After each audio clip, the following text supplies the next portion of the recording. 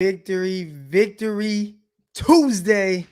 Feels good to get a win, especially against a divisional rival. So we're going to get into all that. It is QB Monday or QB Tuesday, so we will have Greg Pinelli coming on. All right, so I'm going to get your guys' reactions right away before we get to Greg. But feels good to come in here after a win. I see everybody already coming in here, man. It's the 49ers morning show.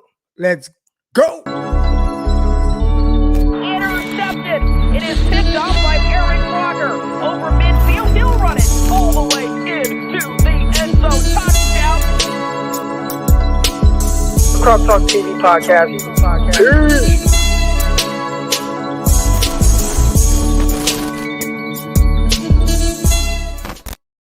Welcome to another episode of the San Francisco 49ers Morning Show. I'm your host, former NFL and NFL defensive back, Eric Crocker. And as always, I am happy to see everybody in the chat. Hopefully everybody's feeling good. We see the flames coming in. That's more than 5 flames. So I'm assuming everybody's feeling really good about the 49ers win over the LA Rams. Same old sorry-ass Rams, 31-10. Big time win. I guess it just kind of proves the point. We've been saying it. Kyle Shanahan, he owns Sean McVay. For whatever reason, Rams looked really soft. Really soft. Obviously, I have some takeaways. I want to save my quarterback takes for when Greg Pinelli comes on. And again, he'll be on in 30 minutes. So I don't want to talk about the quarterback position. You know, Jimmy Garoppolo, his play. What does that mean for Trey Lance, his development, all that? We'll wait on that. But for now, 49ers are 4-5. And have some winnable games. And we talked about it yesterday. This was a game, you know, you want to be that team. You got to win this game, especially at home. And now you go on the road. You play the Jacksonville Jaguars. We could be looking up in 7 days and the 49ers be 500 and potentially the team in the last spot for the playoffs right now. So 49ers are in striking range. And it feels good. It feels good. There's no incentive on losing this year. You don't have a first-round pick. So keep winning. That was awesome. And I see everybody in the chat, man. You guys are great. As always, make sure if you aren't or if you haven't already, listen to the Locked On 49ers podcast. Myself, Brian Peacock, we recap the game. That's awesome. Also, Locked On NFL Draft. If you are a draft person like me that wants to hit the draft year round, myself, Ryan Tracy, Locked On NFL Draft. Listen to that. I got the links to those in the description. Underdog Fantasy, I didn't play last night. I wish I would have, because I would have taken the over on Deebo Samuel. He killed it, almost had 100 yards, 21 yards short of 1,000 yards on the season for Deebo Samuel, man. 49ers haven't had a 1,000-yard receiver since maybe Anquan Bolden. So that's awesome. A lot of takeaways from this game. Jimmy Ward, he was awesome. I think I was more excited about Jimmy Ward's play because of how he had talked about Stafford over the offseason. And people are like, oh, he's going to put a target on his back. Listen, y'all. Real niggas don't care about no target. I don't care about none of that. Said what I said. Let's go, Jimmy Ward. All right. But let's really get started with this. I'm going to talk for just a few minutes, and I'm going to bring y'all on and hear y'all before, we get into my guy, Greg Pinelli. I had a comment on YouTube.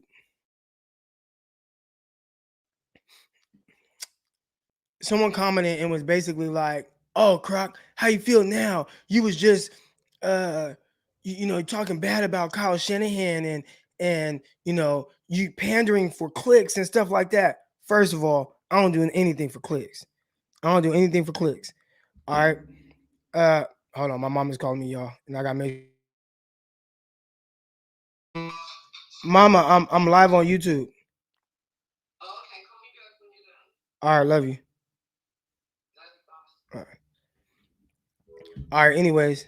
So like I was saying, I don't do anything for clicks. All right. I don't if I title something, I mean, like, yeah, you want to catch it, but like I'm saying what I'm saying, like there will never be anything that I say because I feel like that's gonna get me more attention or draw more attention to any of my platforms or anything like that.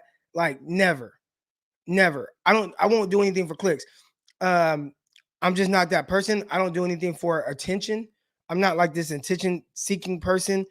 Anything I do is really just because, like, talk to y'all about football. So, anyways, this guy was like, Oh, how do you feel? Kyle Shanahan, you were just saying he's on a hot seat. Are we taking him? First of all, there is no hot seat. All right. Kyle Shanahan, his contract, the extension part of it, the 6 years, hasn't even started yet. All right. Oh, now my mom's in the group chat. She's in the chat. So the Kyle Shanahan, and that's my mama right there, y'all. Y'all go say hi to Mama Ellie. All right. So Kyle Shanahan, his 6-year extension, it hasn't even started yet. So it's not a hot seat. But can we be upset with some of the results that we've gotten from Kyle Shanahan, his staff, and what his tenure has looked like? Yes. So the person's in the comments and he's like, oh, pandering for clicks. Kyle Shanahan, you said he was on the hot seat. He won a game. Great win against the LA Rams, divisional rival. We needed that. But that doesn't take away everything else. When I start speaking out against Kyle Shanahan, it's not because of one game or one season. Bro, we're talking about over 5 years. And at the end of the day, the 49ers are still under 500. How does a coach in his 5th year with the team and being able to, have a lot of time to turn this thing around? How are you? One, you have 4 losing seasons, or it looked like it's trending towards 4 losing seasons, but three losing seasons in 4 years. You start year 5 losing 3 and 5. You just come off of a loss to Arizona where you got your ass kicked and embarrassed at home. How does that not deserve some level of scrutiny or criticism? So that I read that comment this morning on the YouTube. It kind of got me fired up a little bit. Kyle Shanahan, he's not out the woodworks yet, man. Like, obviously, I love that Kyle won this game. I love that he owns Sean McVay. Keep kicking Sean McVay's butt. I gotta watch my language. My mom's on here. Keep kicking Sean McVay's butt. But he ain't in the clear yet. Great win. Now we got to go do it again. And that's been the problem with the 49ers this year. Where's the consistency? Like, who is this team? Are we going to continue to get what we got last night? Because if Monday night was any indication of what the 49ers are going to be moving forward, awesome. Like, please. I'm rooting for Kyle Shanahan. I'm a 49er fan. I'm rooting for him. You know what I'm saying? I think it's weird because I see a lot of my comments, people are openly like, they want Jimmy to suck, or they want Trey Lance to suck, or, oh, he doesn't need to play. And it's like, I'm rooting for these guys. Like, I am a 49er fan. My mom would tell you, that's my mom right there in the pinned comment. When I was about 5 years old, I asked my mom what her favorite football team was. She said 49ers. From that moment, I was a 49er fan. That's how I became a 49er fan. All right. Like, I have been a 49er fan basically my whole entire life, 30 years. I'm rooting for the team because at the end of the day, when Jimmy's gone or Trey Lance is gone or whatever, I'm still going to be here and still be a 49er fan. All right. So and I'm the most optimistic, seeing the good in situations. So I'm always trying to give people the benefit of doubt. Always. And if I start to speak out against Kyle Shanahan, it's because it's year 5. It's year 5. And one win against the Rams, that's not going to change what he's done for the entire. I need to see it again. I am rooting for Kyle. I want him to succeed. And I love the win last night. 31-10. 49ers stomp the Rams. Great win. It felt like our guy Matthew Stafford was trying to throw the game. I don't know if he went to Vegas and put money on it, but he was doing some weird stuff. Last night showed what we are capable of, and that's why we're so disappointed when his team underperforms. Consistency is next. Yes. This is why, last year, 49ers injury-riddled team. You lost your quarterback. You lost Nick Bosa. You lost George Kittle. You lost everybody, right? And you don't hear me being critical of this team. Like, okay, they lost everybody. The expectations were low. This year, I feel like they are healthy enough. They should be playing better. With the guys that they had against Arizona, there's no way you go out there and get your ass kicked. What we saw the 49ers do Monday night against the Rams, that's what they are like. Be that, because you're capable of doing that. You're capable of doing that. The 49ers are capable of being that team. Now, if they don't play like that, who does that fall on? To me, that falls on Kyle Shanahan because we know what they're capable of doing. Last night was awesome. They they bullied the Rams. The Rams look Rams. They look soft. They look soft. And Kyle Shanahan pulled their card a little bit and just ran it down their throat and ran it and ran it and ran it 44 times. 44 times. Just get out of here. Get out of here. George Kittle pancaking people. Let's go. I loved it. I loved it. Obviously, Deebo Samuel continues his dominance as a receiver. He was awesome. Again, I want to get to Jimmy Garoppolo's play. What does it mean for Trey Lance? I'm going to wait on that because I have my guy Greg Pinelli coming on in 20 minutes. But before he comes on, obviously, I'm going to give you guys a chance to come on. Speak your minds. What are you guys excited about after the game last night? What's encouraging? Where do you guys feel the 49ers at? Got Jacksonville coming up next. Believe after that, you got the Minnesota Vikings. Just start stringing them together. String them together, baby. Let's go. Let's go. Got my guy Dion coming on first. Here we go. What's good, Crocky? Yo. Hold up, man. Let me throw this in real quick. I know we ain't got much time, but I can't barely hear you. Yeah. There we go. Cool. Yeah. So how are you feeling about, the team after the game last night? Can you hear me? There we go. Now I can hear you. Yeah, I can hear you now. Yeah. So, how are you feeling about the team after the game last night? Hey, man, I feel great. I feel really good, man. It was a quality win. We went out there, Kyle, went and punched, Sean in the mouth again and made sure he's still a little brother. No matter how much you try to run my system, it's still my system. It was a great game overall. Defensively, man, Jesus, Jimmy Ward with 2 picks. I was so happy for him, man. First interception since 2016. Yes, sir. So you got to get that man his props. Everybody played well, man. And to be honest with you, we ran the ball. That's what we do. We run the ball to set up the pass. Kyle got back in his bag and did what he was supposed to do. And I tell you this, even though you got Greg Pinelli coming on, this is what I'm gonna tell you. Jimmy did what Jimmy did. Those are some pedestrian numbers. Those are some pedestrian numbers. But, I was not watching. No, I'll give you that, Kate. Okay, I did say that. I was not. I'll address that real quick. I was not watching until Jimmy started, man. But I'm gonna tell you, it's real hard as a faithful not to turn on the game, especially when it's Monday night. I watch all the Monday night games. So yes, I broke that. I will eat crow. I'll admit it. I watched it, and I was damn sure happy about it. I watched it with a few other faithful. But yeah, man, Jimmy played well, but it was limited throws, short passes, and he did what he was supposed to do. I'm not saying he was horrible, but he did what Jimmy does, and that's okay. Kyle continues to mash things for him. I'm not going to give Jimmy a huge shout out and props because he didn't do anything spectacular. The man had basic pedestrian numbers, but he didn't make any mistakes and he didn't throw any interceptions. He did have a couple of high throws, but that's to be expected. Yeah. And again, I'm going to save my takes for when Greg comes on, but I'd say running the ball was fantastic though. Just in general, if Jimmy had played more like that, even just to start the season, I think we'd be more encouraged with him starting throughout the year.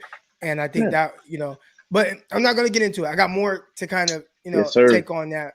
But watching that game, does it give you more confidence that moving forward, the 49ers will, kind of continue this, right? You got Jacksonville coming up on the road. You're confident that the 49ers will roll into Jacksonville and be able to punch them in the mouth, same way they did with to the LA Rams. Yes, I am confident that we can do that. The only thing I'm worried about Jacksonville is their defense. They held the Bills to 6 points. Yeah. So their defense is sneaky. You got to be real careful with that defense. The offense I'm not worried about. I'm just going to keep it a buck. And then I think after that we got Minnesota, right? I believe so. I believe it's Minnesota. So after the, after that, I just hope Kyle don't fall back in love with Kirk and give us a crap, a crap game because he's too busy. He don't want to beat his boyfriend. I'll always stay with that. He love him some Kirk Cousins. He do. That's just like me. I love me some Selma Hayek, but that don't mean that if I got to me go out there and too. beat her.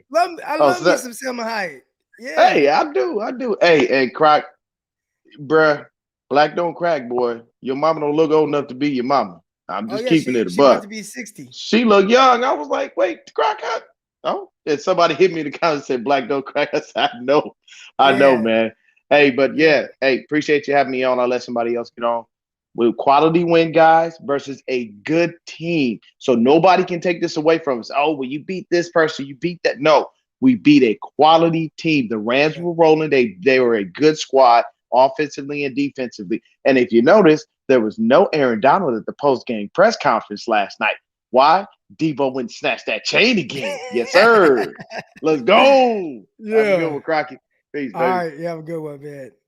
That's what's up. All right, here we go. Next person up, we got my guy Darius. Darius, good to have you on again, bro. Hey, how you doing, man? Top of the morning. Oh, much better. I think everybody right now, I'm looking at the comments, everybody's in much better spirits right now as opposed to where we were, shoot, just yesterday. Boy, how you feeling about the game? Listen, I loved it. I can't take nothing from them. They played flawless, bro. Flawless victory, right? Yeah. However, I'm not satisfied, man. I'm definitely not satisfied. Please do this again. Consistency. Yeah. You know what I'm saying? Do it to Jacksonville. And we know you can run the ball on the Vikings. You did it in the playoffs, you know what I'm saying? You can run the ball 40 times on them. But let's see you guys take this and build off it. I would love to see that.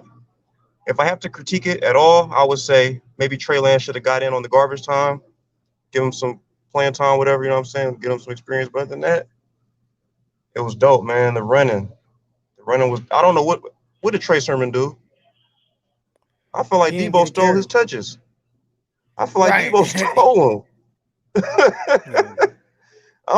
Like it's things like that. Even in the win, I still see things where it's like Kyle, like, dude, like he can't play still. They still can't play. Like we're up 31-7 and they can't touch the skin. They got their family in the stands. They can't nothing, huh? All right. But other than that, everybody did their stuff, bro.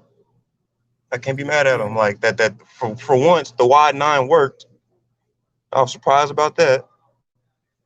The wide 9 worked. What else? Everybody was on their assignments. Al Shazir. Yeah. That dude's a baller, man. You see when he smashed Henderson and smashed his face mask? Thank you. Yeah, but yeah. Say it again. All right, Darius. No, I said, did you see when Al-Shaair he smashed Henderson and bent his face mask up? Come on, man. What? And the dude, he got up looking for a flag or something. Nah, ain't nobody come to help you. Nah, take that L. Right. Thank you though, man. Y'all have a good day, man. Niner faithful. Continue to stay faithful. And like I say, man, voice y'all opinion, man. They listening to us. Trust me. They got Instagram, Twitter, and all that. They know how we feel. When you see them in Safeway, get at them, man. Tell them. But all right, man. Y'all have a good day. All right. Next up, got my guy Tart. What's good, man? How you doing? Good. What's good, man? All right, you up there at work right now? Yeah, man. I'm always at work, dog. Now for us, cause you live kind of near me. Yeah. Game is on kind of late. You still able to kind of get up and be fresh and everything? I'm good. Drink a Red Bull. Let's go. Yeah. How you feeling about the game? Man, it was tough, man. That's what, like I was reading the comments, man. Just seeing how physical we were. Yeah. You know, that brings back them 2019 vibes, man. How physical. Man, Shannon called a great game, man. He won that game just by play calling.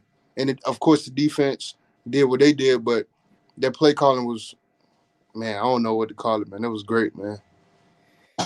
Yeah, he definitely imposed his will on the Yeah, Rams defense, just running down their throat. I mean, I was watching it, and at one point I was a little concerned. I'd say early on I was concerned with how they were running Mitchell, because Mitchell already has bad ribs right now. yeah, And I mean, they just were almost running him into a brick wall yeah. and just over and over. And I kept thinking, like, okay, off of that, they're gonna do like a big play action or do some things. And they just didn't. They just toss, toss, How toss, did you watch the game? toss, counter. Did you watch it with the Peyton Manning, or was you watching it on regular? I was watching both most of the time. So Uh-huh. typically when the 49ers were on defense, I would Mhm. I would I would watch the live view on ESPN. And then when the 49ers were on offense, I wanted to hear what they were saying about what the Exactly. 49ers were doing. So I would watch Manning and those guys, and they were talking about the different things that, with the motions and the different cracks and the different run designs and everything like that. So it was pretty insightful. Once they started having guests on, I wasn't Yeah. tuning in as much because they start talking about these different stories and things like All, that. But all that. anytime it was just those two guys, when it was just Eli and Peyton Manning and the 49ers were on offense, I was tuned in. Yeah. Yeah. I was taking, like you said, they was calling for how we was running the ball. They was calling for a big shot. I was waiting on it, but I guess, whatever. I'll Right. take It didn't come. I think I saw the little passing chart. I think Jimmy had like one throw that Yeah. traveled further than 10 yards down the field. So the air yards weren't quite there. Yeah. But yeah, it high efficiency. I was expecting, like you, I was expecting the big shot at some point, but it never came. How did you feel what about Josh Norman in the red zone, man? It might be time. I gave him some time, to kind of really kind of get it together, but I noticed he's not challenging himself. Okay, so when I say he's not challenging himself, right? In 2015, now this 6 years ago, but Josh Norman, I thought he played outstanding. That was one of the that was if you're looking for someone that does press bill, because they play like a lot of quarters, a lot of too high. Yeah. And that was probably the best press bill season I'd ever seen from a technical standpoint, how he was challenging himself, how he was reading down route concepts from a press bill. And I watched him last night, and it's like, dang, he's not quite challenging himself that same way. Obviously, he's much older now. Yeah. Also, I mean, the missed time jump in the end zone, which I always look at things like, that doesn't hurt us right now. Okay, you're up, you're blowing this team out, you're gonna win, even if the receiver catches that ball for a touchdown. Like, you're still gonna win. But I just look at that as like there's more to come with things like that are just kind of weird, and a lot of it looks to be from a limited athletic standpoint. And I think from that, when you look at it like that, I think his time is kind of up. So I when I look at him, I look at why he's playing over a guy like Lenore, who I think they're transitioning into nickel. But if Josh Norman's going to do things like that, which really there's no resistance, right? I might as well play with one of the younger guys. Okay. Yeah, I think we just in a kind of a bind. We kind of got to play him because, I mean, his position where he was at, the position kind of affected the receiver. The receiver thought he had it. The receiver thought it was a pick. That's why he kind of whiffed on the catch. I still thought he could have caught the ball. Yeah. But probably we play a younger guy. He probably not in the position that Norman was in, maybe. But yeah, that was my only like, whoa, that was bad. That was bad. Yeah, that was wild. Yeah. So, man. All right, though. I appreciate you coming on, Mr. Tart. Yes, sir. All right, here we go again. My guy Roscoe's on. Chris, what up, man? What's up, Croc? What's on your mind? You only call in when something's really on your mind. You right, and I'm calling in because I want to shout out Teleno who fuck him. Hey, he had a one pass deflection. He had a QB hit because on that fake field goal, he put a lot of pressure on the punter, and so the punter had to hurry up and get it off.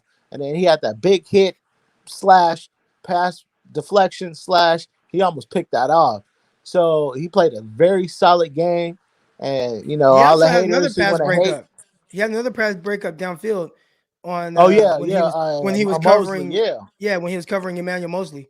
They didn't count that one, which is weird, but it is what it is. You know what I said? Like, shout out to Teleno Hufunga. all the haters, be patient. Let rookies grow. I think that's my new slogan for the year. Let rookies grow. And Jimmy Garoppolo has put in his third straight solid performance. Nothing great, excellent. No, back to back solid performances. I do want to see Trey Lance, but sometimes people be overly hating on Jimmy G. So I just want to put it out there: 3 straight solid performances. But tell them no Hufunga, baby. USC. I'm out of here. All right. My guy right here called Hufunga the tongue and missing. The tongue and missing. I like that. I like that. In just a few short minutes, we'll have my guy Greg Pinelli on. He's coming on. Hold on. I got to put the link in here. And this will be the last caller because I'm sure Greg will be on in just a few minutes. So, Pinor? I don't even know how to say this. Is it Pinor? But I gotta see what he has to say about last night because he was one. He hoped the 49ers got their ass beat last night. And I understand why he did. And I also want to talk about what it means moving forward. But I was going to wait on that take with to get on with my guy, Greg Pinelli, quarterback guru. Greg, he trains quarterbacks all throughout California, college guys, NFL guys, has worked a ton with Josh Allen. He gives us great insight on Josh Allen and his development as a passer. But, yeah. See the flames still coming in. Everybody feeling good. Let's go. Let's go. All right, here we go. This is what y'all want to hear. Let's go. Let us hear it. Let us hear it. Oh, can you hear me? How do I say your username? Just Pinor. Pinor. Okay, gotcha. Yeah. Yo, okay. So first of all, Roscoe is correct. Hufunga had a good game yesterday, and I have to give him credit there because credit is due. And anytime that someone does good, I can't lie about it. Jimmy did good yesterday. Straight up. So what did you like about his game? Who in particular, Hufunga or Jimmy? Jimmy. Okay, Jimmy. To me yesterday, he wasn't making too much mental errors. He was just playing it safe. He was playing Jimmy ball, but it was straight up. I don't even know how to explain it. It's just the mental errors. He just eliminated as much mental errors as possible to me. And as far as like taking shots downfield, I mean, he didn't necessarily need to because Debo was just on fire in that game. So for the most part, he just delivered the ball the way that OG Jimmy was supposed to. 15 yards to the line. In my opinion, he did that to the best degree of what he can, today. So I felt like that was happening. And I was surprised that when the pocket was it was getting a little chaotic because Moore was obviously he got hurt. So I was just surprised that Jimmy did have the game that he did. But more importantly, I'm just surprised on the run game. I heard this yesterday in the spaces that the Rams looked like yesterday. It looked like how we looked last week to the Cardinals when we had two turnovers early on in the game and they had to try to pass rather than run a lot. And it just didn't look like it worked. And I think that OBJ being on the field, it wasn't the same chemistry as it would be with Woods. Right. And you could just tell that it was just the Rams are playing too scared. They're playing too scared, in my opinion. Not that their calling was too scared. It's just it eventually got to a point where they weren't playing bully ball either. So right. I really liked the way the team executed yesterday. And yeah, I was and by the way, delete yesterday's show, please. But no. You guys are good. Hey, no, I'm gonna let everybody in the comments know. Yeah, go ahead. I hear you, right? And I know you're joking when you say that, but there is something about what you said. And I think that was some of the issues that people like Steve Young had early on, right? Like when you decide to go with the veteran Jimmy Garoppolo over a rookie, at what point do you get him in the game, or do you just say, you know what, Trey Lance, you're gonna really sit all year, and you have the number 3 overall pick, and his clock doesn't start until next year. But what you were doing was basically saying, like, we kind of know what Jimmy Garoppolo is, what he isn't. Again, I don't want to get too deep into it. I got my guy Greg Pinelli coming on, but you're just rip the Band-Aid off. And you knew that, for them to rip the Band-Aid off, it was going to take a loss and it'd be kind of Jimmy's fault. And it didn't happen. Right. Mm-hmm. Well, okay. So if Trey Lance let's just say if Trey Lance isn't going to play at all for the rest of the season and we're this playoff team, right? I think the most important thing that Kyle can do is develop that winning culture. He needs to develop something that could go on to next year when Lance is the starter.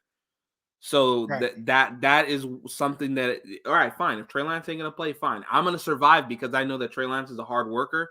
And I know eventually when he does get his shine, he will work hard for it. And he will work to be, in my opinion, an elite quarterback one of these days. So I can live another day if he ain't going to play another snap from here on out for the season. But one thing I do want to tell everybody in the comments, I know that I could come off negative and I come off pessimistic. I get that.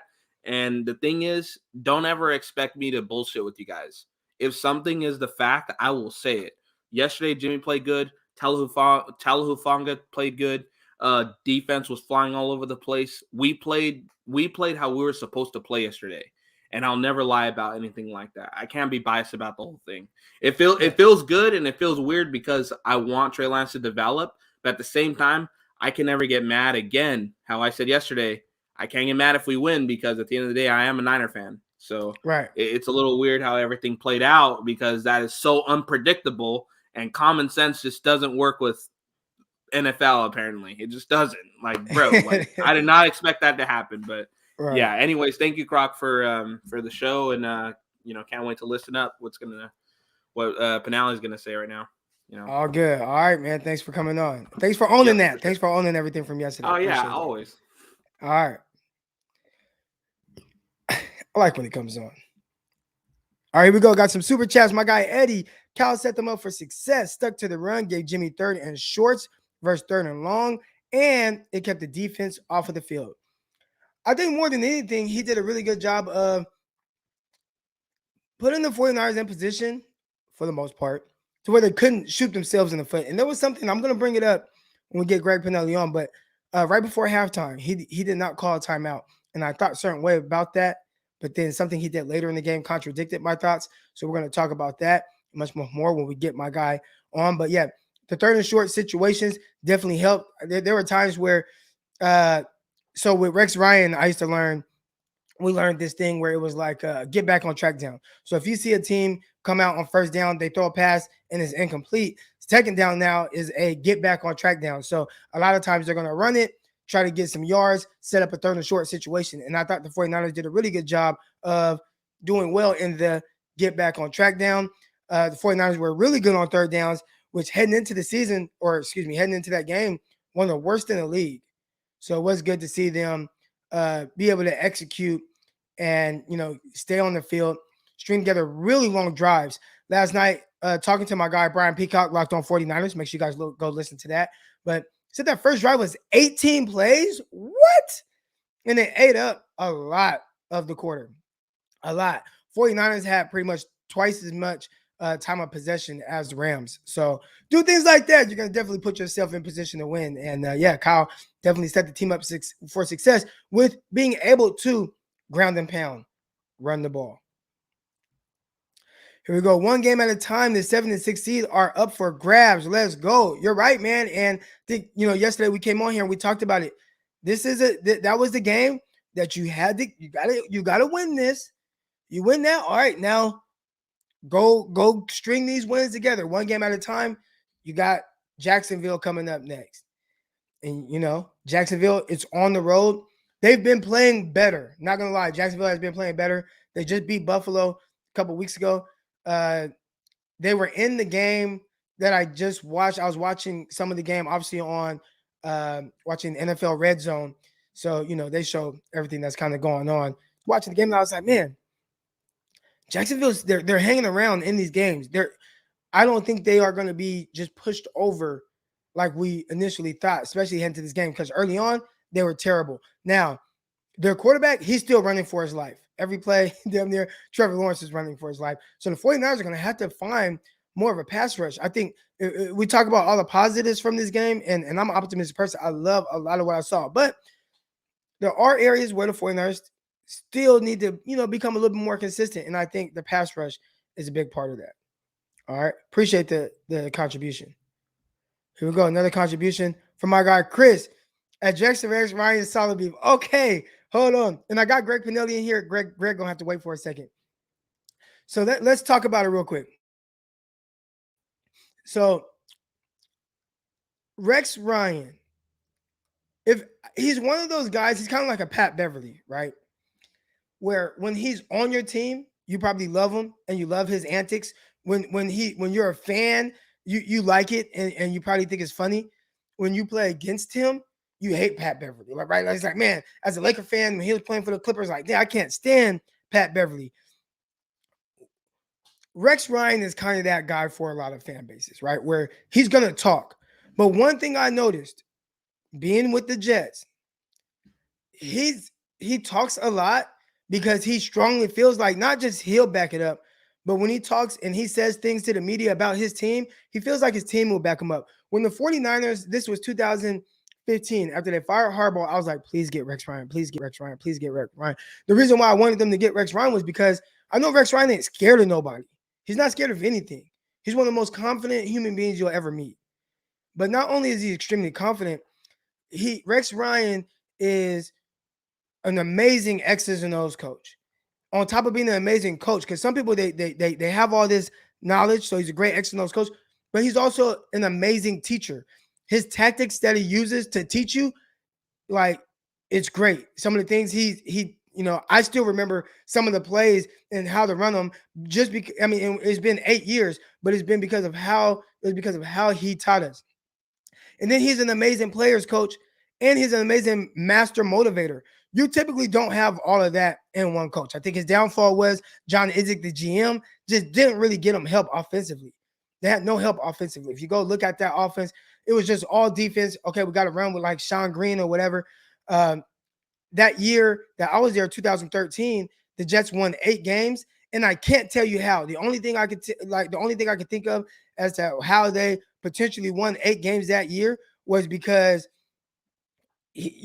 just Rex Ryan. Like, that's it. You had Geno Smith, you had Matt Sims starting some games. Matt Sims, not Chris Sims. I'm talking about Chris Sims' little brother, Matt Sims, who y'all probably never heard of. He had to start some games, and somehow 8 games they won. All right, so let's get to some of his comments real quick about Robert Saleh before we get Greg Pinelli on. Robert Saleh, Greg, I don't know if Rex Ryan was asked. I need to go back and listen to the actual podcast, but there was a clip and he ripped into Robert Saleh a little bit, and he basically said, like, this guy's a loser. Like, he's like, he lost more times than not with San Francisco. He only had a top defense 1 year. Don't compare this guy to me. He was like, I hear people saying that, they're comparing this guy to me. Like, he hasn't accomplished anything. Like, what has he done to be compared to me, who have had great defenses for stretches? He said, people might say, well, he's playing without a safety or whatever. Rex said, listen, 1 year I lost 5 cornerbacks and still had a top 5 defense in the league. It's like, the only thing this guy's familiar with is losing. He was losing in San Francisco. He's losing with the Jets. He's going to finish last again. There's going to be 4 out of 5 years he's been a coach where he's finishing last in the division. Don't compare this Saleh guy to me.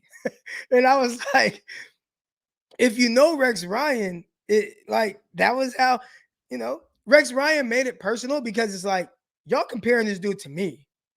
Like, don't compare this guy to me. He's not, and Rex Ryan, I know we look at him as a head coach. He also was a Super Bowl winning defensive coordinator, if I'm not mistaken. I believe he won a Super Bowl, if I'm not mistaken. I might be wrong. Or he was coaching on the staff. They won a Super Bowl. Rex Ryan, I know with the Jets, took Mark Sanchez to back-to-back AFC championship games, beat Tom Brady on the way to get there. If it weren't for that terrible Jets team, he would have more of a winning record, but he's somebody I loved him. You got to kind of be around him to see how Rex is. But He was a great coach, in my opinion. In my opinion, I loved being around Rex Ryan. My favorite coach that I've ever been around. Now, I won a championship here with the San Jose SaberCats. I show that ring sometimes. Hold on. You already know I got the ring. Bling, bling. All right. Diamonds. Them diamonds dancing. But anyways, I won a championship. And that coach Arbet, he was awesome too. He was different than Coach Rex Ryan. But Rex Ryan, for sure, my favorite coach. But he ain't lying. He ain't lying. He said that the Jets defense is playing uninspired football. And one thing, if you watch any of Rex Ryan's defenses, they were always inspired. All right. So yeah, you guys gotta I'm gonna go listen to that full audio. Who could have said something with a smile? Rex seemed angry. I think Rex seemed angry because of maybe how people talk about him, right? Like, I think people poke at Rex Ryan as if he's like this idiot, almost like Bill O'Brien, right? Bill O'Brien, I've talked about that. Bill O'Brien, everybody talks about Bill O'Brien like he's this idiot. Dude had 5 winning seasons in 7 years. He did some weird stuff as a general manager. But Bill O'Brien, I put out this poll, who's a better head coach, Bill O'Brien, Kyle Shanahan, or Matt Nagy? And it was like Kyle Shanahan by far. And I'm pretty sure Bill O'Brien will look at that like Kyle Shanahan. I mean, yeah, he can't hold a candle to the things I've done as a head coach. You know what I'm saying? People take those things personal. Like, dude, I have 5 winning seasons in 7 years. I went to multiple playoffs. I went to a playoff game with Brian Hoyer and whoever else I had at quarterback. Don't compare me to Kyle Shanahan. I bet you Bill O'Brien would say that. So when you are Rex Ryan and you've had a lot of success as a coordinator, as a coach, a lot of top defenses, and you have this guy being compared to you, and like he said, yeah, they're saying he's a lot like me, but the better version of me, or without all the bad stuff. And he's like, yeah, sometimes you need that bad stuff because look what he's doing right now. The team is playing uninspired, terrible defense, looks bad, yada, yada, yada. So Rex, man, I always got the most respect for Rex. I think he's the kind of person that you just got to be around to kind of understand a little bit more. Rex gave this speech before training camp started, right? And he was just talking about like just going in and like just fighting. Like I'll take on anybody. Like I'll take on everybody. And it was something like I'm hard. I get hyped up just on myself because I love, I just love football. I love being out there. Like I'm turned. Greg's about to come on. He'll tell you. I'm just a turned up dude. And we'll talk about all the penalties I used to get. I'm turned up to the max. But I'm right. I just kind of turn myself up. And without, I don't need that motivation from outside. But Rex Ryan gave this speech before training camp that like I had a tear in my eye. Like I'm ready to go to war. Like like, okay, Rex, you want me to run through this brick wall? Like I'm not no big hitter, but I'm gonna run through this wall. Like that's the kind of confidence that Rex instills in people. So everybody, they're gonna have their different takes on Rex. But I'm telling you, man, that was one of the best coaches I've ever been around. Ever. All right, but enough of Rex Ryan. We're going to get to QB Monday/Tuesday with my guy, Greg Pinelli. All right. So I've been holding in my takes on the quarterback situation after last night's game. We're going to get to all that and more. So let's go to break. Keep it locked right here. Hey, and while we go to this break, go ahead and hit that like button. And if you're not subscribed, hit that subscribe button as well. Hold tight.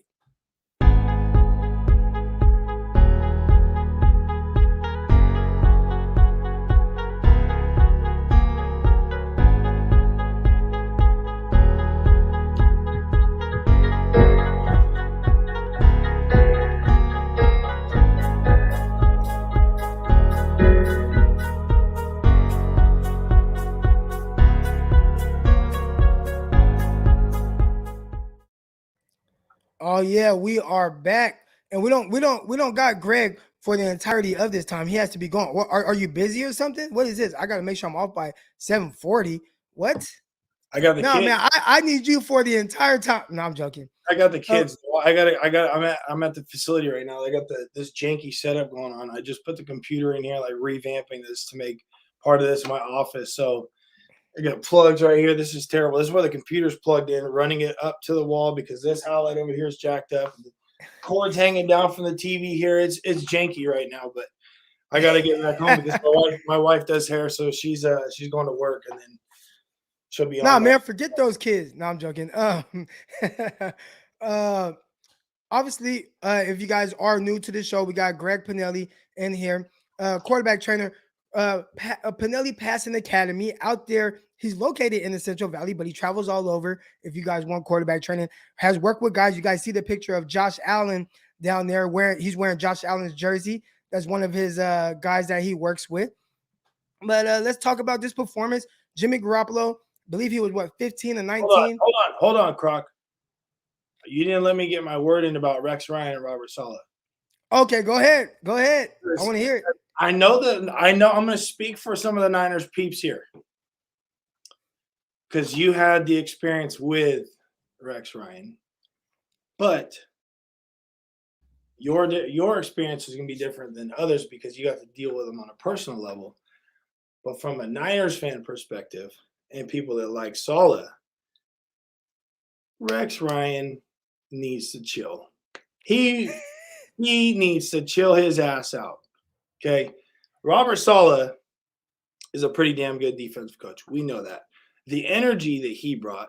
So to say that his guys don't have energy, the Jets have been trash for, I don't even know, since Mark Sanchez left, basically, since you were there at some point or another, and since you left, they've been trash. There's no energy in the freaking stadium with the Jets. Whether the Jets fans, the JETS, Jets, crap, no. It's been trash. So it's going to be hard to have some energy. The one thing I'll say about Saleh, watching him coach for the 49ers, every time the camera would scan to him on the sideline, that dude had endless energy.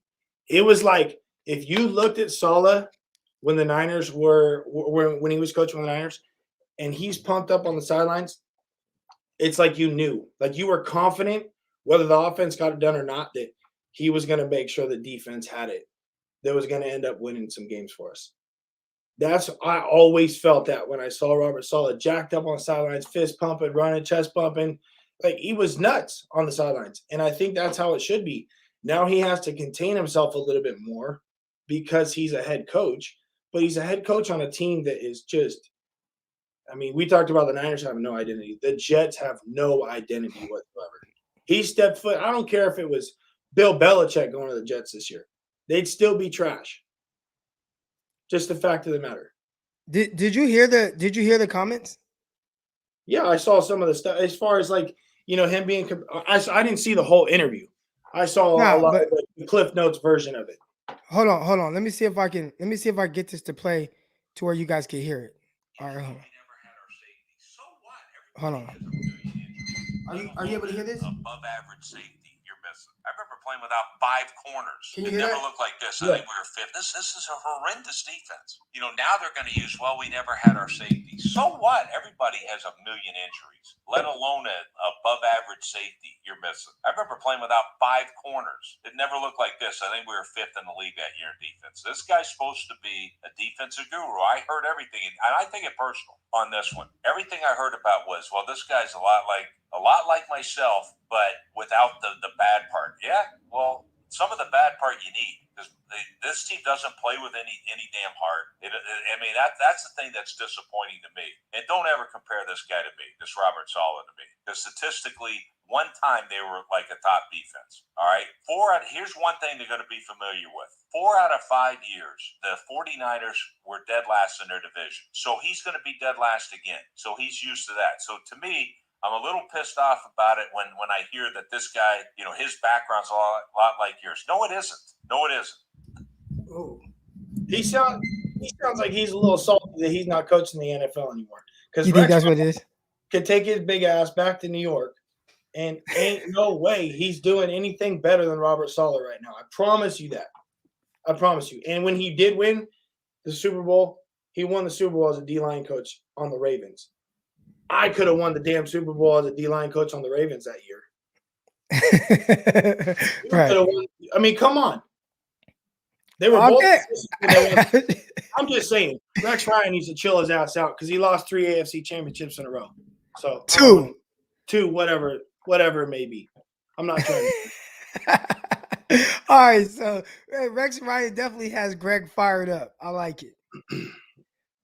Does Jimmy Garoppolo have you fired up? 15 out of 19. I think it was like 180-something yards, threw a couple touchdowns. Terrific one to George Kittle. Amazing one to Deebo Samuel. Thought he managed the game extremely well. What were kind of some of your thoughts on watching Jimmy Garoppolo on Monday night's football game against the Rams? Yeah, it was that vibe yesterday.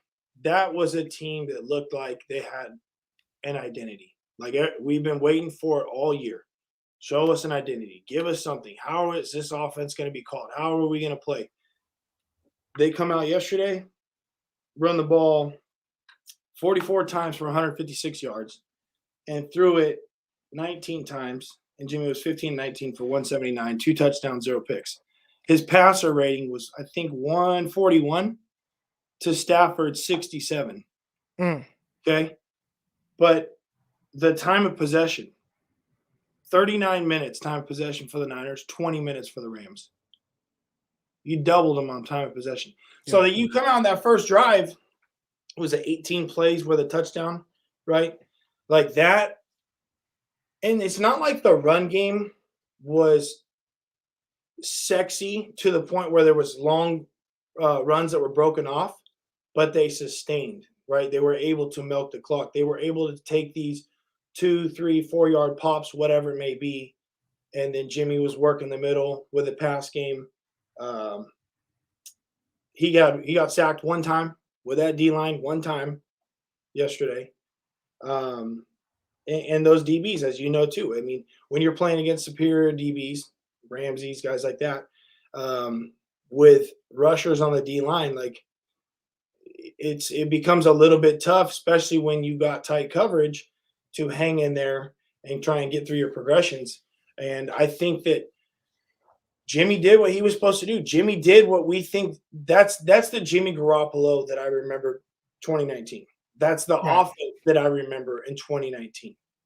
That was the play calling that I remember from 2019. That's what it looked like yesterday. So watching Jimmy yesterday, I mean, I don't want to jump too far, but I think he did great. You know, that was his job. That's what Jimmy's there for. Take care of the ball, eliminate any turnovers, move the ball down the field, control the clock. He seems to do that a lot of times in big games for the most part. You know, I would think over his career in big games, most of the time Jimmy shows up. And that's the difference. What do you think about just kind of the string of games that he's put together, right? Because, you know, you talk about the Bears game, the Cardinals game, and now this game, where that's pretty much 3 games in a row where he has played at a level to where, like, that would likely lead to wins, even though it didn't against Arizona. Right. And I think a big part of that was because of the 2 fumbles. But I think you would assume if Jimmy continues to play like that, the 49ers should be a playoff team, because right now I think they're like a half game out of that last wild card spot. You got the Jaguars, Vikings coming up. You got some other teams that I think they only play like one team with a winning record like for the rest of the season. Like, it's very favorable. Right. So are you with the play that you saw yesterday from Jimmy Garoppolo, do you think that play will lead them to the playoffs? Absolutely. I think that how the team played yesterday would be how they played yesterday would be a team that looked like a playoff team. And I think everybody would agree that they looked like a playoff team, because the defense was cranking on all cylinders last night. There's going to be some favorable things, like Stafford. You know, he made some throws. You're like, okay, like, that's Stafford arm talent right there. That's the things that he'll do. And, you know, the first one, he throws it downfield to OBJ.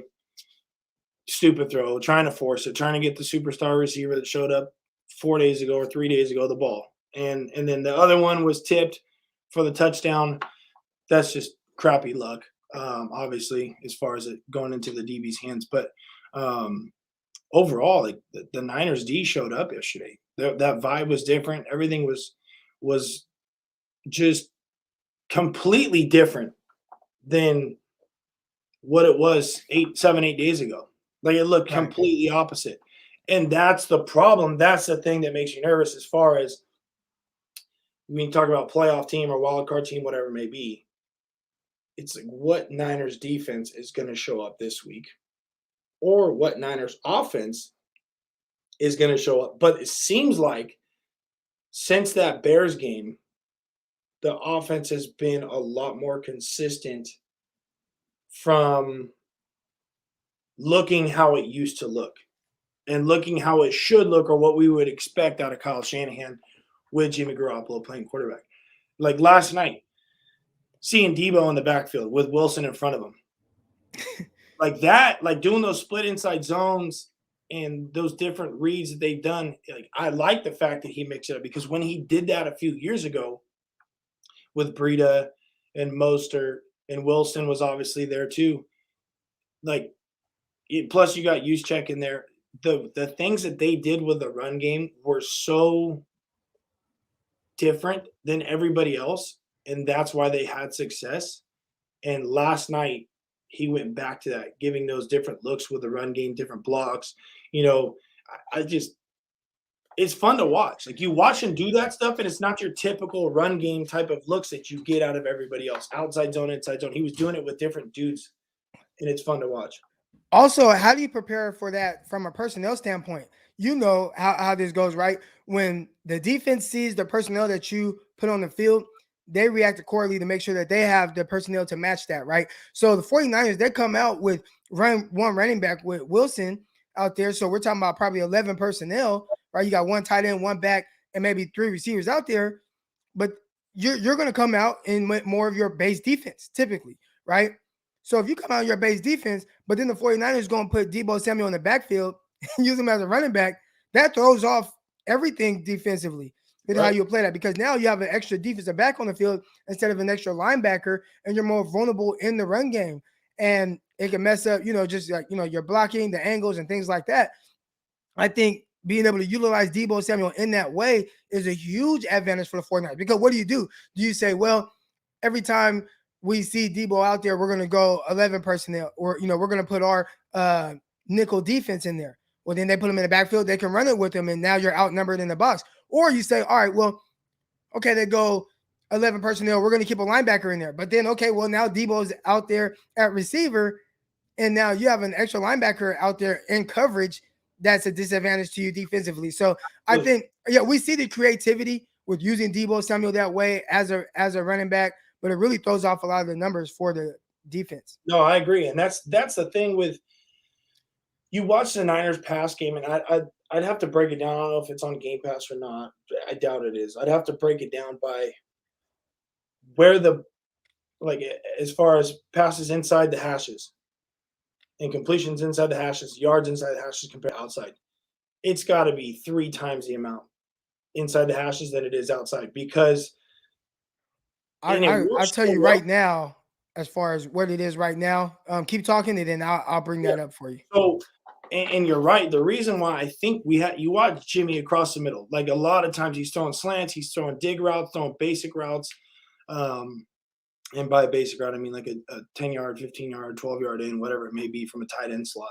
And then you got the double slants that he was doing last night. Like those were all working, but those work off the run game, not just because, and not even talking about play action, but it works off the run game because you can't just go into dime package. You can't go into nickel package when you got 11 personnel, or you got Juszczyk in there. Well, they'll put in their base defense with Juszczyk, who played tight end in college, can catch the ball in the backfield.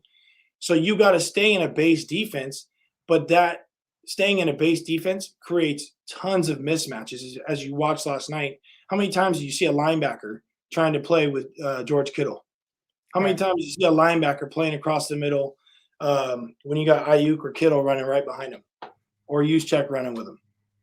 So when the Niners are able to run the ball, teams have to leave their base defense, and you can't put a nickel in there. They get killed with a nickel coming off the edge or trying to hold it down, playing the run game. So that is a huge advantage when everything else is working, not just from a route running perspective, but when you got a good run game and you make a team stay in their base defense with guys like Kittle, guys like Debo, guys like Ayuk that like to work the middle, guys like Juszczyk that can catch the ball in the backfield, you're creating those mismatches with linebackers. So I'm looking at Jimmy Garoppolo's passing chart. And as a matter of fact, I can actually bring it up. Hold on, I can share the screen. And you kind of see what he does well. And I think ideally that's how you want to use him. Are you able to see that pretty good? Yep. So here we go. Try to zoom in on it right there. All right, so that's so his. How many you see outside the numbers? Not one. Not one outside the numbers. Nope. And there's about 2, which both resulted in touchdowns, past the sticks. Maybe you can count. There's one other one that you can maybe say is right, 10 yards downfield, but not a whole lot of air yardage going on here, but definitely a high level of efficiency.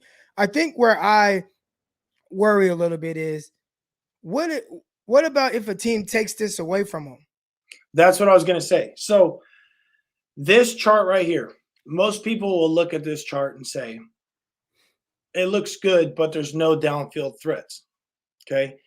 Now, my defense of this or Jimmy Garoppolo would be, why would you need to throw the ball downfield like yesterday? Why do you need to do it when you're killing the team in the box? You're owning the time of possession. You can move the ball at will for the most part. There's no reason necessarily to push the ball down the field. Now, when it is stopped, right, that's when you got to be able to push the ball past the sticks and extend the ball down the field.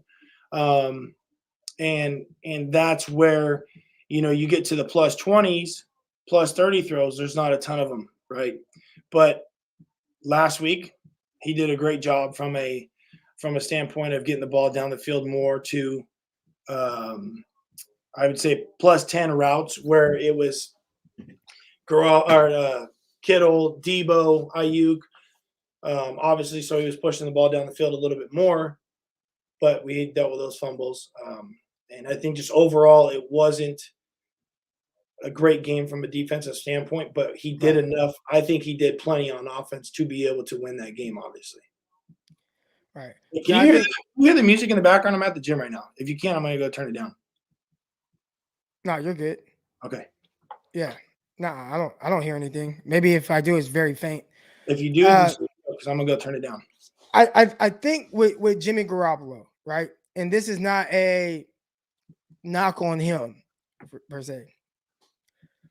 When you look at your quarterback and you're looking for that, like, okay, what's that next step, right? So we see this, and I think everybody would say 49ers. I was listening to the Mannings talk last night, and they're like this is where Jimmy feels comfortable. This is where he wants. My big question is when teams start taking that away, what does it start to look like? And I think that's when it starts to get a little weird, right? Mm-hmm. I think as long as he's able to play this game, I think we will see the high level of efficiency like we saw last night. Like if he only has to take a couple shots, between 15 to 20 yards, if he can throw 1 or 2 passes in that range, he's fine. And the 49ers can definitely win with that. But I feel like if he has to start to do a little bit more and somebody is like, hey, you know what? We're not letting you beat us right here. We're going to make you throw to these other areas. That's where I think people would be like, okay, we need a quarterback that could do a little bit more. Right. Is that offer? That's the hard thing about it is, 2019 season, Jimmy threw for 4,000 plus, doing exactly what you just showed on the screen. Right. Goes to the Super Bowl. Should have won the Super Bowl. Wasn't his fault we lost the Super Bowl, right? So it's like, at some point or another, like into the third quarter yesterday, Jimmy was 11 for 11. Like, what more could you ask of a quarterback? People are going to say, I know there's going to be, if I go to Twitter right now, I know there's going to be people still saying Trey Lance should play. Trey Lance is like, you're delusional. Like, you're denying the fact. I get it. There is a sense of urgency for Trey Lance to get in because you want to see what he can bring to the game. But it's tough because it's like all of a sudden you watch the team last night where the offense is moving, and the last 3 games Jimmy's done pretty well. You're at this crossroad of like, do we just put the rookie in just because and then risk the season, or do we continue playing on the path that we're playing, or going on the same path and with how we're playing and try and get to the playoffs? And I would say yes, that would be the answer, because there's no reason to even tank. We don't have a first-round draft pick this year, so there's this crossroad. It's like, okay, well, everybody's going to want to see the rookie, and that's that conversation. But I think there's a lot of people that are in denial of the fact that Jimmy G's operated the offense pretty damn well the last couple of weeks. But it still won't be good enough because he doesn't stretch the ball down the field. But when you don't have to stretch the ball down the field, why would you even risk doing it? Or why even try it when you got somebody that can literally work inside? Like last night, he threw a dig route to Debo. I think it was in the third quarter. I think it was Debo. Yeah, they go like for you. I almost sent it to you, but they went like 11 thief, right? So for those who don't know, we would call it 11 thief on offense, or like 11 robber. Basically, it's like matched up one. So it's 3-by-1. It looks like a cover 3 look to one side. To the trip side, it looks like cover 3. On the back side, it's man coverage. Now it was still man on the front side. They were just passing dudes out wide. So he gets a mismatch out of 3-by-1. He's got a linebacker on him. Safety rolls deep. The other safety rolls down to try and rob the middle of the field, right? So he's got a linebacker on him that's looking outside and reading and backpedaling, and the safety's trying to come down. Well, Jimmy sees the mismatch with the linebacker. Debo gets past him, hits him on the dig in the first window right before the safety gets down. If it's 1 second later, the safety's going to crack him. Instead, it's a completion. Those are those things, the experience-wise, that you're not getting yet from Trey Lance. Like, he sees that mismatch, sees the coverage. He's looking wide. Debo gets behind the backer. Boom, first window dig before the safety rolls down and cracks him. Most times as a rookie, guys like Trey Lance, guys with big arms, not even necessarily just Trey Lance, guys with big arms, will wait maybe a second longer and end up trying to force that ball to a spot that it shouldn't have been thrown. When you got Jimmy G, he's got good anticipation. He gets the ball out quickly. It wasn't the best looking pass in the world, but he saved his receiver from getting cracked. And now the chains are moving. I see right now somebody said Kyle lost us the Super Bowl. I would agree. Like, I truly agree. Didn't Tyrann Mathieu say if the Niners kept running the ball, the Chiefs would have lost? Yeah. Now, one part about that is, and not to, again, like I'm happy with what Jimmy Garoppolo has done over the last few weeks. We talked about shrinking the field, how he kind of condenses the field with where he excels at. And I did notice in the Super Bowl, and this is something I'm worried with down the line, the Kansas City Chiefs said, first of all, we're going to make you throw, and we're going to make you throw where you're not comfortable throwing. We're going to make you throw outside the numbers. So if you guys go back and look to the third, fourth quarter, because Jimmy was efficient up into the fourth quarter, they started playing their safeties really tight. They played press on the outside with really no help and said, you're going to have to make a throw somewhere you're not comfortable doing. Can you do that? And the timing of that was off. I do want to ask you. And Shanahan, I think, saw that. And up 21-10, sees that and says, okay, let's start throwing the ball. He's like, whoa. Like, well, we've been running the ball the whole game at will pretty much. And all of a sudden he wants to start throwing the ball with 7 minutes left in the fourth quarter of the Super Bowl. It's like, dude, we were 3 downs away from pretty much locking it up. So I think he put Jimmy in a crappy spot because it didn't even need to go there. If you can run the ball, I don't care if it's cover 0, and you know this from playing at JC when we were there. If it was cover 0, cover 1, 7 in the box, doesn't matter. If you can run the ball against people with 6, 7 in the box, then do the damn thing until they show that they can truly stop it. For a driver like last night. Like, right? There were plenty of people in the box last night. And Kyle said, I don't care how many people in the box. We're just going to keep running Mitchell into it. Would have done that. That's what would have won the Niners Super Bowl. Jimmy would have a Super Bowl ring. Trey Lance probably wouldn't even have gotten picked realistically.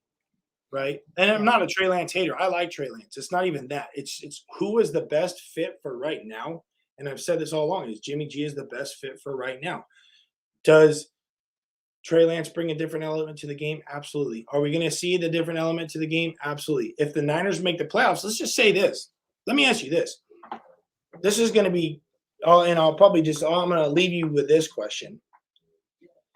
If the Niners make the playoffs somehow and win the Super Bowl and Jimmy G goes off, what are you going to do? Let's just say they win out from here and they win the Super Bowl. You just tell them, get packing, see ya, because we gave up all that equity for Trey Lance. What are you going to do? Well, this is the predicament that they put themselves in by keeping him, right? This is what Steve Young was talking about right after the draft. You keep him, you open up the door for something like this, to where what if he does? And then you go to what Jay York said before the season, which was, oh yeah, if Jimmy wins MVP and wins the Super Bowl, Trey Lance can sit 2 years. Like, okay. And that's the thing. It's like realistically, I think that you would be an idiot of a Niner fan to say if Jimmy wins the Super Bowl and we keep him around, like, screw that. Like, I don't even want to see him around anymore. Trey Lance needs to be the guy. It's like the guy might have, and this is speaking way far right out of the realm of what things look like right now. Like, this is one game overexcited, one game overreaction. But they're starting to click, right? And then I think we have too many injuries to make it that far anyways. And I'm sure, I don't even want to say it, but it's just more probably to come, unfortunately, just because the way that it's been for the Niners the last couple of years. But if the defense plays like that and the offense is clicking on cylinders, I think they could make a run. I really do. I think that they know how to look at the teams in the West that are projected to win the Super Bowl. The Rams, right, after they got OBJ, cooked their ass last night. They play the Cardinals in Arizona with Trey Lance playing, so the backup's in, and they lose by a touchdown, okay, with Kyler Murray, and they're running. They have all their dudes. That second game against the Cardinals, that one last week, you could toss that one out. Packers. Terrible. The Packers, with the exception of the first quarter, the Niners were in the damn game the whole time and probably should have won the damn game against the Packers, right? So you're talking about the teams that we had to get through to get to the Super Bowl. The Niners have proven, one, that they could beat them, and two, play with them every single week. And like you said, the schedule is favorable moving through the rest of the year for the Niners. So it's going to be a predicament if Jimmy continues on the path that he's on right now and the Niners are doing well on offense. Yeah, who knows? Maybe he goes crazy the next 5-6 weeks. And now we're sitting here at the end of the season saying, well shit, I guess maybe Trey is going to do his package thing next year and he's going to have to sit a little bit more. And I'm not saying that would be bad. I'm really not, because look at, again, how many years did Aaron Rodgers sit? He had a guy named Brett Favre in front of him. How many years did Brady sit? How many years did Steve Young sit? Trey Lance is still young. He played 17 games in college, right? So I think you can build him into those package things still. And I'm surprised that we didn't see him at some point last night. But again, you didn't need him because we got up on him. So I would expect to see some of the package stuff still. I would expect to see him at some point probably come in if Jimmy's not consistent. But if Jimmy stays on the path he's on, you're not going to see a ton of Trey Lance the rest of the year. Right. All right. Well, I know you got to get out of here, Greg. I wanted to ask you more about what it meant for Trey Lance, but we kind of touched on that, just the trajectory of where Jimmy Garoppolo is getting and not looking at it just a one-game thing. Like you said, we're going back 3 games now where Jimmy Garoppolo has played well.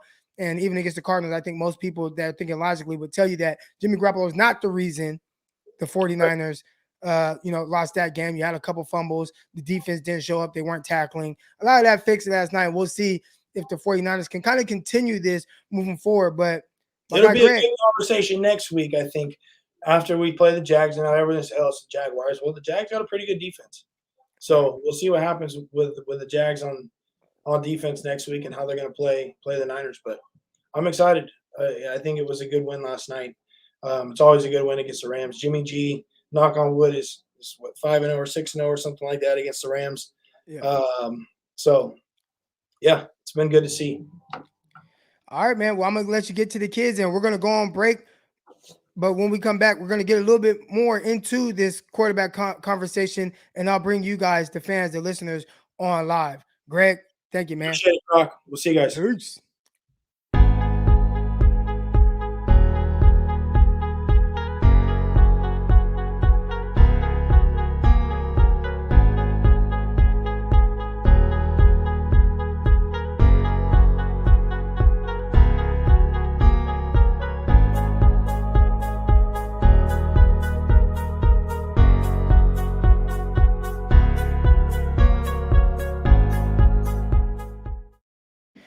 All right, we're back. I mean, I appreciate everybody that's in here right now. 315 of you guys tuned in live to hear me ramble on about the 49ers win over the LA Rams, 31-10. A great win, a win that the 49ers desperately needed. Start, stacking together some optimism with the team. And obviously, Greg was kind of getting further down the line with, if Jimmy continues to play at the level he's playing at now, which is, I saw somebody say $137 million game manager. All right.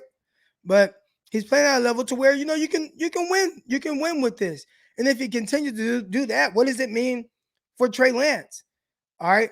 I appreciate everybody's in here right now. If you haven't already and you enjoyed this show, make sure you hit that like button. Make sure you hit that subscribe button. Definitely helps with the algorithms and lets people find this show. As always, Underdog Fantasy. Download the app right now, Underdog Fantasy. And it's not just for football, basketball, baseball, everything. All right. You can bet over-unders. You can parlay those. It's not just a regular fantasy football app or anything like that. Tons of stuff with it. I make money on it. You guys make that money as well. Underdog Fantasy. Use the promo code Crocky. All right. And might have some news coming up. A potential new partnership with the San Francisco 49ers Morning Show. I'm excited about that. Got some podcasts coming up with some other content creators. Couple 49er guys. We're going to start getting more than just me on this YouTube channel. All right. So I appreciate everybody. But I'm going to open up everything right now to you guys for the next 10 minutes or so. We'll try to keep it quick. 10 minutes. I want to know what's next with Trey Lance. Are they going to start to incorporate him? How are they going to utilize him? Is just going to sit there and develop? If so, how do you feel about that? Just want to hear your guys' thoughts for the next 10 minutes or so. All right, so here's the link. And boom, we are in the chat.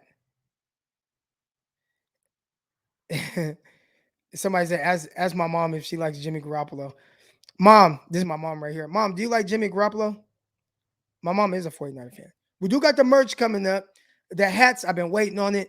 We're going to have the hoodies, the t-shirts, the long sleeve shirts, the shorts, all that stuff, Frontline Sports stuff, all that good stuff. The merchandise will be coming shortly. The hats will be here first. The hats and beanies. Those should be here in the next week. So I'll give y'all, my YouTube family, I'll give y'all the first crack at this. But do like what my mom said, man. My mom said hit the like button. And, so yeah, go ahead, hit that like button, all that good stuff. Yep. Nobody want to come on. I thought more people would want to come on right now.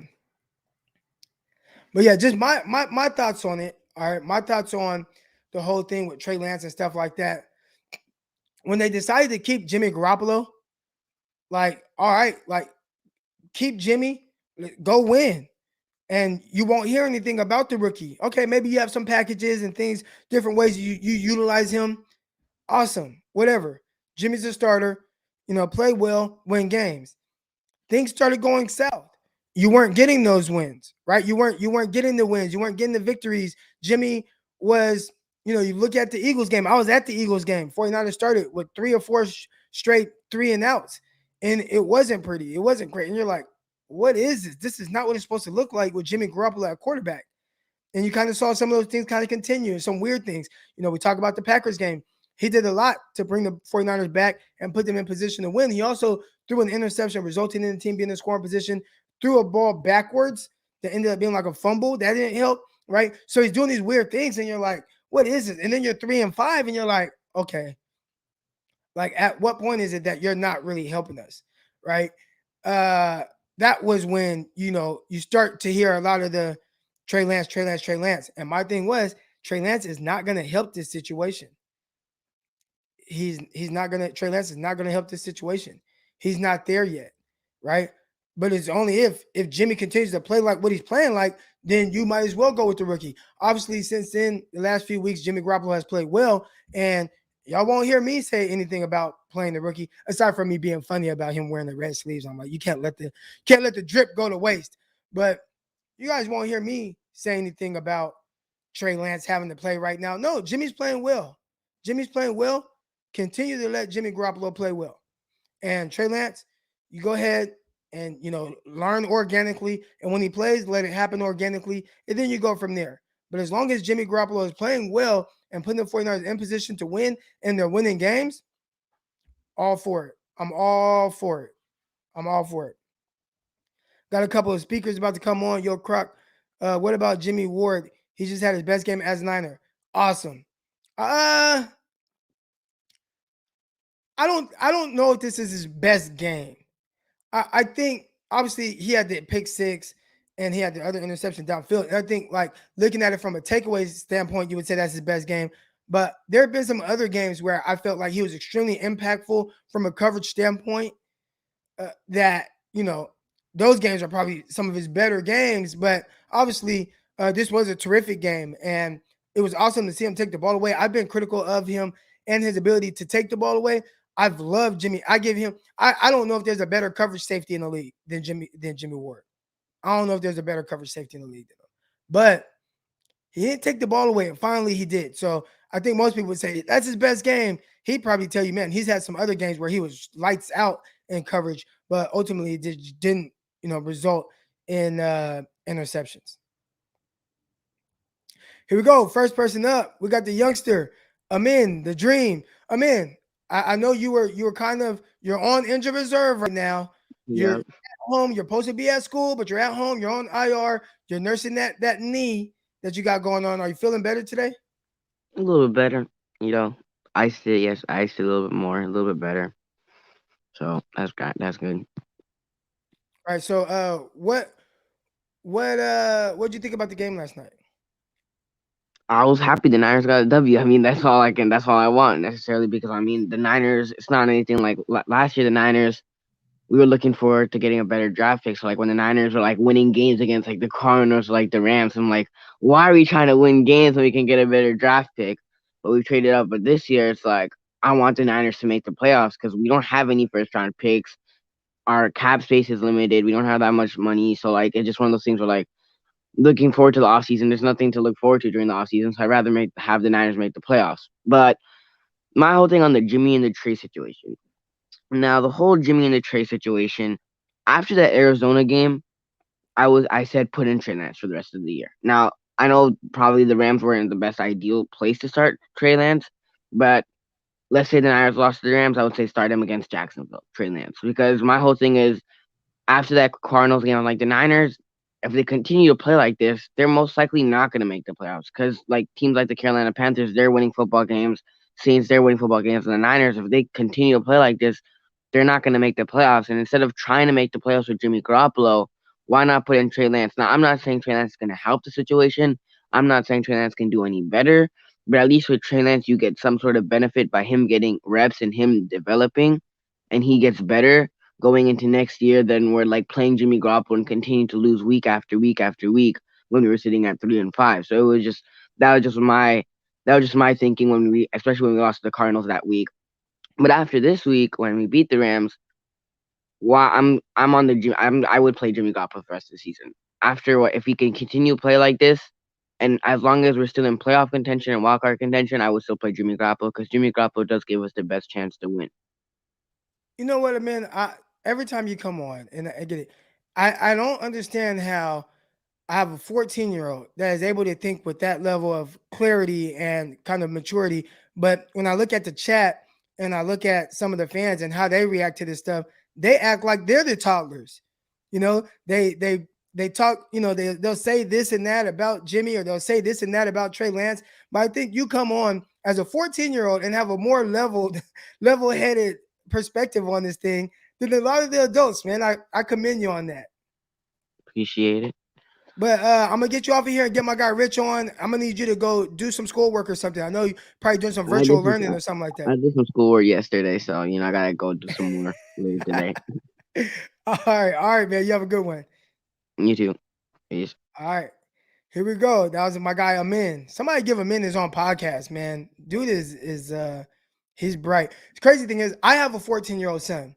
And this dude, he plays football, plays basketball. Last night had 7 points. He's a freshman on the basketball team, hit a 3. You know what I'm saying? Did his little thing. Then he posted on Instagram. So my son, My son D, he plays in the basketball game. He's a freshman.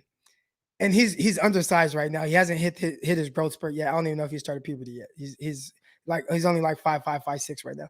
But anyways, hit a three and scored a couple buckets. And he posts on Instagram the song with T Grizzly. These niggas praying on my downfall. These niggas, I thought that was the funniest thing ever. But anyways, shout out to a man same age as my son. I can't get my son to watch football. Save his life. He can't sit and watch through a game of football or sports in general. And it's crazy for somebody that loves sports so much. So, but a man, super wise, and he's actually more mature than some of you adults. Here we go. Got my guy Rich coming on. Rich, how you doing? Rich, you're muted. There we go. Did I unmute you? Oh, you can only unmute yourself. There we go. No, I did that. I'm sorry. I wanted to make sure I heard Amin because I can't believe I have to go after him, man. I feel. You're about to go after the kid? No. I'm saying I don't want to have to follow him up, man. Yeah. Oh, yeah. That was good stuff, huh? Yeah. You're definitely right. He's, for his age, he's definitely got some deep perspective on things. Right. So, what are your thoughts on that? Man, last week I think was like the lowest of the lows for me, and then this week seems like the highest. Man, I think this is probably this is the best win the 49ers have had all season. Right. And probably the biggest reason for optimism so far that we've had. And I'm not necessarily a Jimmy Garoppolo guy. I would prefer to see Trey Lance, but I've never been so off the deep end that we have to force Trey to get in there and we're stunting his growth. And I've said this, I've been consistent with what I've said about Trey. I do not think that if he doesn't play, it's going to stunt him in any way. I would like to see him play, but at the same time, we have seen quarterbacks that have sat and still had success year after they've come in, all on Mahomes. Now, would Mahomes have had success coming in the first year? Maybe. But did it stunt his growth having to wait a year? Not necessarily, not at all. So I don't think that, with Jimmy playing the way he's been playing, even if like your boy Greg says, they do end up making a run and going to the Super Bowl and winning it, that's a good problem to have, man. We gave up a lot for Trey, but isn't the ultimate goal winning the Super Bowl? Right, yep. So, we can't complain about that. You know what I mean?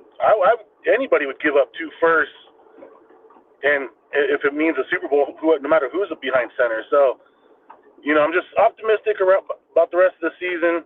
I am a little worried about this game against Jacksonville. Not because I think Jacksonville's so much better than us, but just because on a short week going on the road to the East Coast, if we get off to a sluggish start, it wouldn't surprise me.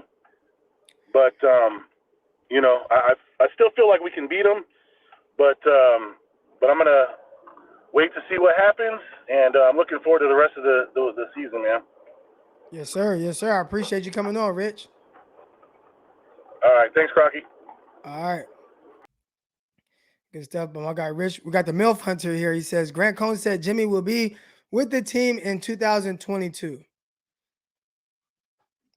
I think it's a long shot still. I think things have to go very well. Like, he probably would have to either go to an NFC championship game, have that level of success to be on the team moving forward, because if not, then it is kind of like, what are you doing here? You did. It's not just the fact that you used multiple first round picks to get a guy like Trey Lance, but you gave up assets that could help improve your team. And not only that, the money that you pay to a rookie, it's not like big money, but if you're paying Jimmy Garoppolo next year $27 million or whatever it is, you have to tack on Trey Lance's contract as well. And you're starting to tie up money that you would assume, because of what you used to move up to get Trey Lance, is a little unnecessary. So I think that Jimmy has to really have a high level of success to be here in 2022. I don't think it's out the question. I'm not going to say that, oh, it's 100% not happening. I just think he needs a lot of things to kind of go his way to make it happen. And it's possible. I do look at, if I'm Kyle Shanahan, all right, and this is not anything bad about Jimmy Garoppolo. I thought he played lights out last night. I think somebody said he started the first half. In the first half, he was 8 for 8, right? 8 for 8. He was excellent on third downs. They're moving the ball. They had long drives. I would assume you would hope that next year, I'm not saying that Trey Lance has to start 8 for 8, but if you can run the ball 44 times and you have Trey Lance at quarterback, you'd hope that will result in a win, right? Maybe it's not the same high level of efficiency as a passer, but just in general, if we run the ball 44 times, you should win that game. I hope that makes sense. So I'm not putting down how Jimmy Garoppolo played. I think he did very well.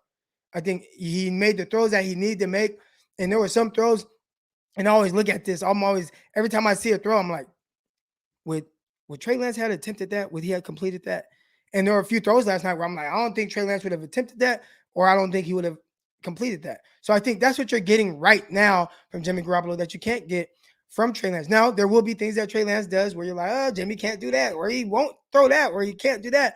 But I think right now with how the 49ers maybe need to win, less risk, I think Jimmy Garoppolo does a good job of that. But is it enough to keep him around even though you gave up a lot for him? That's the part we'll have to find out.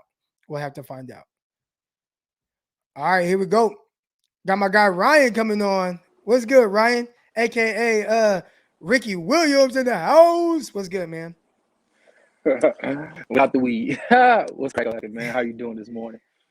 I'm good, man. How you feeling about the W? You feeling better? I'm cool with the W, man. And I heard a meme, and I heard you guys' perspective on Jimmy G and what he did.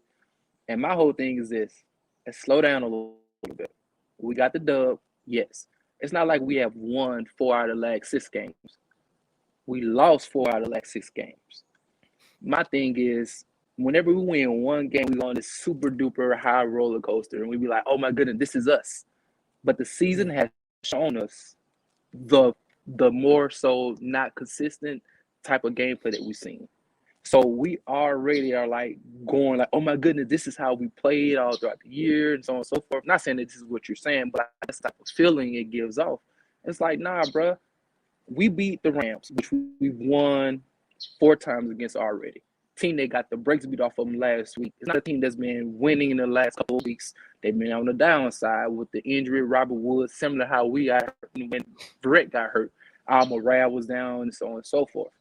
I want to see consistency over a period of time with this team because we've been having more flows going down than going upwards. So did Jimmy do a good job yesterday? Yes, he did. We ran the ball well. How often do we hit the 30 mark? The 30 mark for attempts in run and like in rushing this year? Not often. Right. We usually give up on the run. How often do we get turnovers? Rarely do we get turnovers. So 2 anomalies happens this like last night. This wasn't the consistent thing of the Niners. And anomaly not only 2 turnovers, how often do we not? That's what I said. Not only do we not turn the ball over, we got takeaways, which we haven't done throughout this year. So no, those are 2 things that have not been consistent. So I get what you're going with that, and that ultimately, I'm assuming led to a win. So that's what I'm saying. Like, hey, it's like, yeah, we won. This is Jimmy and our defense. I'm like, yeah, we won. I'm glad we won. But let's not get fooled because we do this thing where we'll win a game, and then all of a sudden we go back to our bad habits. And over the year, we've seen which is more so our habits is the inconsistent when it comes to running the ball and not being a team that get turnovers. So I really see the next 3 weeks, are we consistent in saying, are we going to dominate in the run game? Are we going to make sure we put our defense position to pin their ears back and be aggressive because we have taken an advantage early on in the game? You know what I mean? And can I see this over a period of time? So by week 14, I can say, okay, now y'all want to say this team has built momentum. We have seen our identity over a consistent 3 or 4 weeks. Then I think we can start getting back on the hype train. But for right now, we got a W. Let's be happy. but let's not go overboard and thinking this is how we've been trending the majority of the year. Nah. Yeah, so you're being cautiously optimistic, and that was me. That was my co-host of Locked On 49ers, Brian Peacock.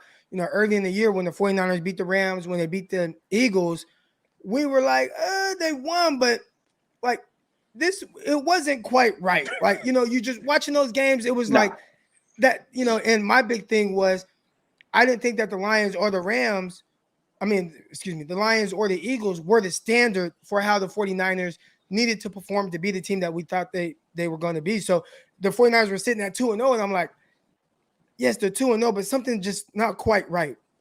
And then we saw, 4 straight losses where we're like, okay, this is more like not saying that this is what we are, but when I was looking at the 2-0 start as a little weird, those 4 straight losses kind of confirmed what I was seeing. Now, what you're saying is, this is terrific. Like, that was a great win last night. That was a great win.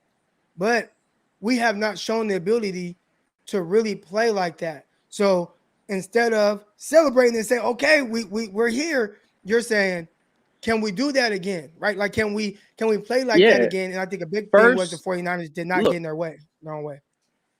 First time having a W against a team above 500. And it just happened to be a team that we have beaten 4 times. So we had a little confidence, a little swag about ourselves. You see what I'm saying? And so, like I said, I'm cool. We got the W. Are we going to play against lesser foes for the next couple of weeks?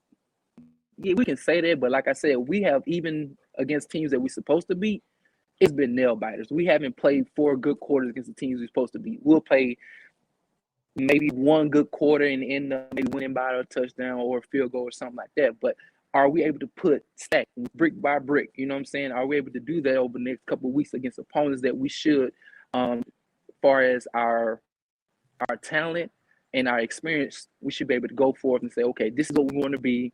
This is how we want to set the stage. And let's be the nastiest team in between the trenches over the next 3 weeks. That's what I want to see as a Niner fan. And then I would begin to say, okay, now when we think about Jimmy going towards the maybe possibly winning the playoffs, then I'll get on the hype train.